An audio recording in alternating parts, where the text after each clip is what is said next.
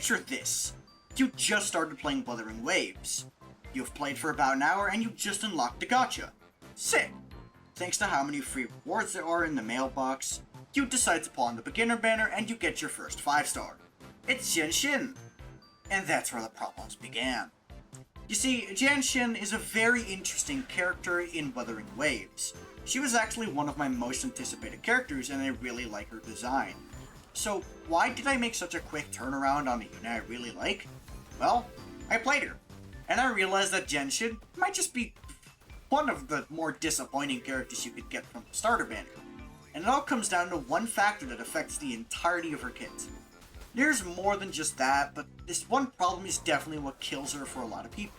And the only standard 5-star I can confidently call worse is Yangyang. That boy Yangyang is not power creep. He better keep his ass in the safe zone or he is finished. I'm getting ahead of myself though. Let's first dive into Jianxin's kit and see what the big issue is with her. Starting with her normal attacks, of course. Jianxin's normal attacks are, well, entirely normal. There's absolutely nothing going on here, except that they fill this gauge. Keep this gauge in mind, it'll be important later. Next up will be her skill. This skill is something a lot of people will enjoy about her, as it's a parry mechanic that will work on any attack. As you probably know at this point, certain attacks in Wuthering Waves can be parried when you time a basic attack. This, on a lot of characters, like Jian for example, can be counted as just free toughness damage, which means you just get to stun them sooner. It thus ends up being a boring system if you use a fast-hitting spam character.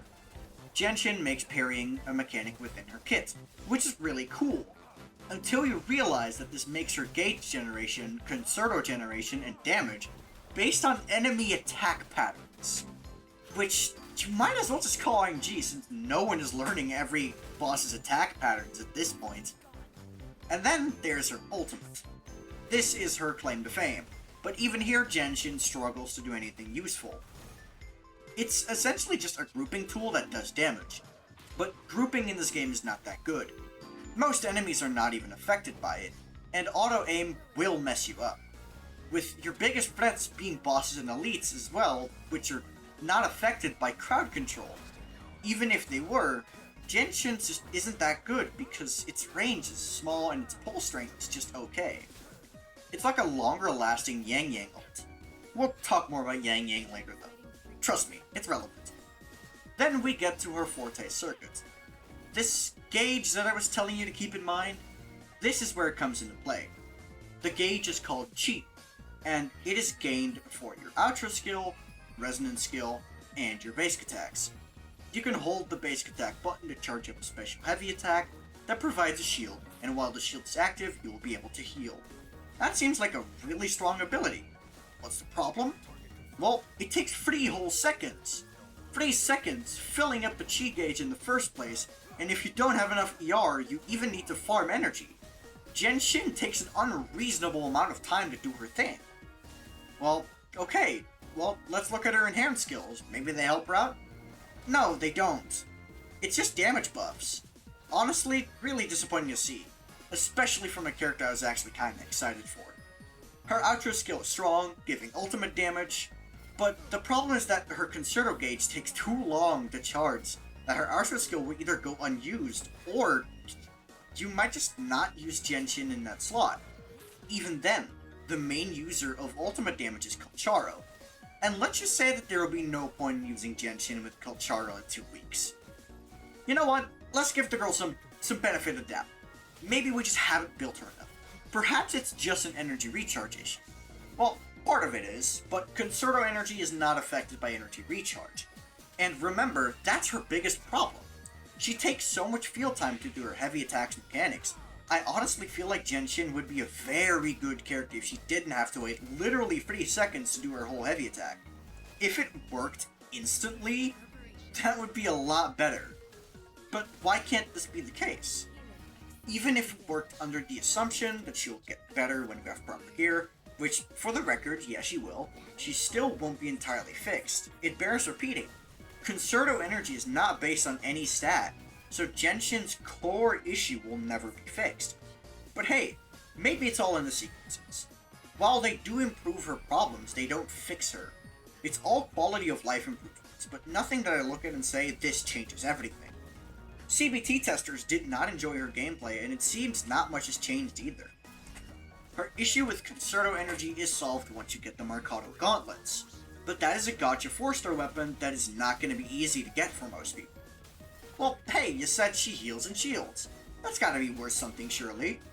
Well, defensive utility is something required in any gacha game, right? Is what I would say if I was lying to you.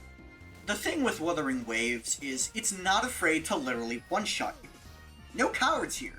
The boss wants you dead, you will be dead. Even elites in as low as floor 4 will deck you if you aren't careful.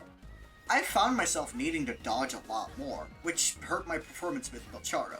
So yeah, healing and shielding are good for that, but in the endgame, like I said, one-shots, you will die.